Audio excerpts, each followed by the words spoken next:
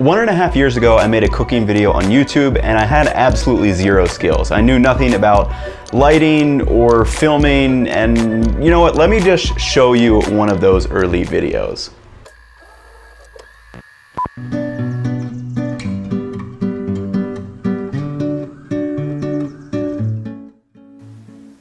Hope you are having a wonderful day, everyone. I'm back with episode 2 for Macro Friendly Monday, where I'm cooking up dishes that 1, fit my macros, 2, fit my budget, and 3, taste awesome. So obviously that was pretty rough to watch, but in the past 1.5 years, I have since created over 100 different videos, and I can tell you they've gotten much better. I'm gonna roll a clip of a recent chicken sandwich video I did.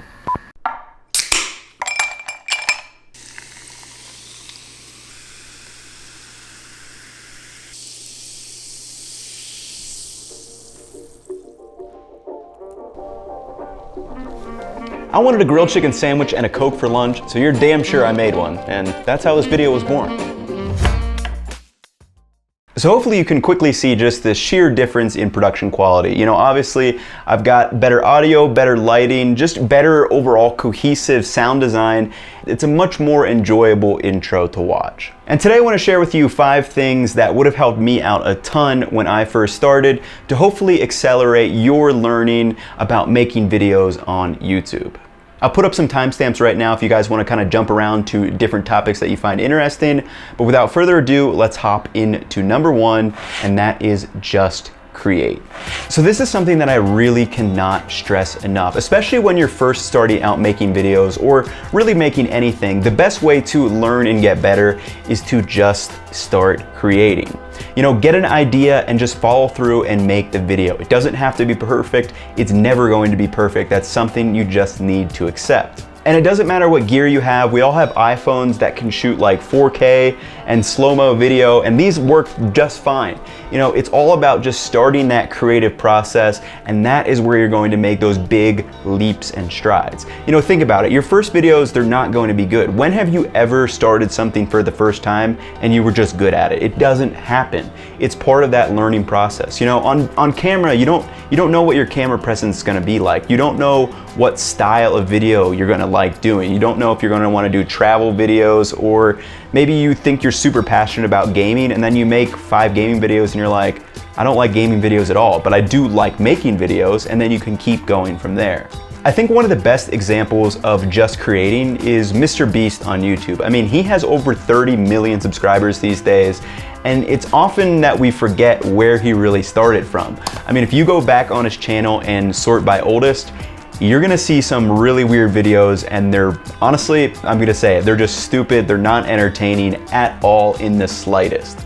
But Jimmy just kept creating. You know, he went from little Minecraft videos to, you know, filming himself doing things for like 10 hours straight. And then this year he made a video that helped plant over 20 million trees worldwide. So just start creating, get that ball rolling, and let it snowball into what your YouTube channel becomes. You creating is what is going to make it special.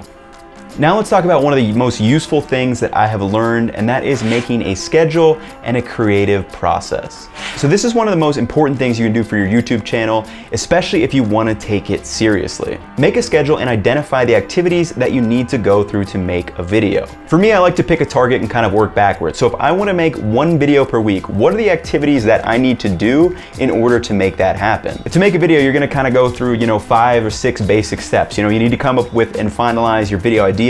Maybe you make a script or kind of different shots that you want to get. You need to actually film it, then you need to edit it, and finally upload it to YouTube. So I actually use a third-party application called Todoist to kind of manage my creative process workflow, and I'll show you guys how I do that. So if I have a new video idea, I'll create a new project, then I add this to the workflow file I created and schedule when I'm going to perform these activities. My basic workflow has 5 high-level activities with subtasks underneath. For my videos, I start out in Evernote where I write the video idea down, I follow up with a script and what shots I know I want to get, and then it makes filming and editing a piece of cake. Scheduling your videos like this does 2 very important things. 1, I don't have to motivate myself to create.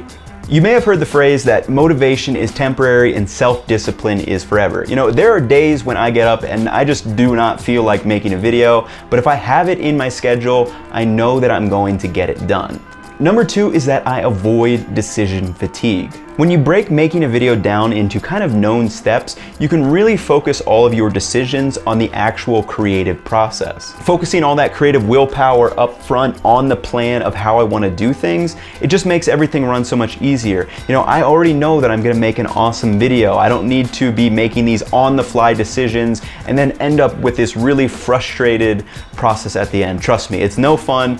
That's how I used to do videos all the time, which is like, oh, I'm just going to shoot today. I'm not gonna plan anything. We'll just see what happens. But you can definitely tell, especially when you're creating it, you get a lot more frustrated if you don't have this plan, just because things don't fit as well as you thought they were. And when it's all just rattling in up here versus actually getting your thoughts down on paper, it makes a really, really big difference. You know, detractors of the system may say that you're kind of boxing in your creativity, but maybe it does, you know, I don't know. But for me, I'd much rather actually be creating things rather than spending so much time on just this big blank canvas every time I want to create a video. You know, trying to make this process flow is going to help me actually create more things, which I would much rather do rather than having this big drawn out process where I just need to come up with ideas on the fly and I don't really have a plan in place to actually make a video. You know, my advice to you is just make a schedule and process flow that works for you. You know, maybe it's as simple as just jotting down film YouTube video in a notebook, or you can do something like I use, where I use Todoist and kind of have this detailed flow out that really helps me make my process run so much smoother. Okay, now let's talk about a little bit of the actual technical aspects when you are creating your video, and we're gonna start with lighting is everything. You know, you can ask any photographer and they will tell you that lighting is the most important. Doesn't matter if you're shooting on a $3,000 camera or shooting on your iPhone. If it has bad lighting, it's gonna be a bad photo. And I couldn't agree more. Now, I'm not gonna pretend to be some expert on lighting. I'm still learning myself, but there are a few basic guidelines that I just like to follow when I'm shooting a video. Number 1 is that soft light looks great, you know, and it could be the natural sunlight just coming in from a window like I have up above me right here. Or if you don't have access to, you know, a window or a room with good lighting, look to get a stand light on Amazon with a softbox, and basically it will diffuse and give you nice soft light wherever you are. Number 2 is pay attention to how the light is hitting your subject. So if we look at me right now, I have this window that's up here, up to my right, and it's shining right down on my face and providing some really light shadows on this side, and you know, it looks pretty good.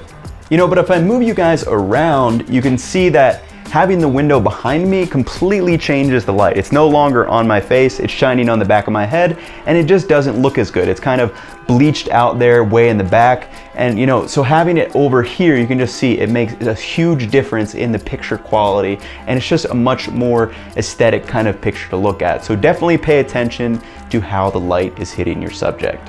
You know, outside of that, I try not to get too particular about lighting. Just kind of use, you know what is gonna look good on camera, but make sure you're moving around, trying to see how the light hits your subject differently, and always look for kind of a soft light source and you'll be good to go. All right, now we're gonna talk about the next topic, and I'm going to completely contradict myself. Actually, audio is everything. So whereas lighting is the most important for what's actually on the screen, for video, I would argue the most important piece is having good audio. You know, you could have the most beautiful travel vlog with just these stunning pictures, but if you just had terrible audio, it's super windy and like muffly sounding, or just there's static, you know, no one's gonna watch it. They're gonna turn it off. And let me give you guys a really quick example. This is me talking with my lavalier microphone unplugged using the onboard camera audio. This is me talking with my lavalier microphone plugged back in. And you can see it just makes a really, really big difference. I mean, this lav mic that I have costs like $30 on Amazon. I think it's by Purple Panda. I'll have a link below if you guys want to check it out. But it's one of the biggest investments that you can make for relatively cheap cost. And if you don't want to go the lav mic route, you can get a shotgun mic like this Rode one that will sit right on top of your camera, and it captures much better audio than what the onboard camera does. You know, this one I think was like $50 or so, and it works really well. This is what I put on my camera when I'm actually shooting food videos to try to capture those crispy sounds when we're sauteing things, or just those nice sounds that cooking food makes. You know, one of the big reasons a person will click off video is because of the audio, so definitely make sure you're taking it into considerations as one of your top things. You know, even a $10 lavalier microphone is going to make a world of difference. All right, now let's talk about the last topic, and it's one that I feel like is often overlooked, but that is to reflect on your videos. You know, sometimes I get so focused on actually making and creating the video that I kind of forget to step back and actually, you know, look at what I created. And when I realize I'm doing that and just kind of making the video to make the video, I like to sit back and ask myself these two questions. Number one is, what is something that I did well or liked in this video? You know, was it a cool subject? Did I try out a new effect that I was going for and it turned out pretty well? Or maybe just the filming ran really smoothly for this particular video. Number two is, what's something that I want to work on from this video? You know, maybe the lighting was off a little bit for some of the shots, or I wasn't making good eye contact with the camera. I was always looking off this way for some reason, or maybe did the music not fit as well as I would have liked it to? And you know, we can use a recent cooking video of mine as an example. So for this video, it was me buying ingredients for $10 in Mexico City and then cooking them. For question one, I like that I tried out a new style. It was kind of a mix of a cooking vlog, which is a style I've never done, but I'm glad I tried it, and I will probably do these types of videos in the future. For question two, given that it was a new style, obviously I have some things that I could work on.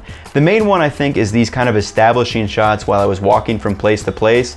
A lot of them were kind of shaky because it was a last minute decision to include them, and if I was doing another video in this style, I would try to steady my hands and make these shots smoother. Also with question two, this isn't a time to go, the audio sucked, the lighting sucked, the video sucked. You know, just try to pick out one thing that you want to work on for next time that will make the video better. So thank you all for watching the video. These were 5 things I would have loved to know when I was first starting out, especially making a video like this. So hopefully you were able to glean some information that will help you in your video creating journey.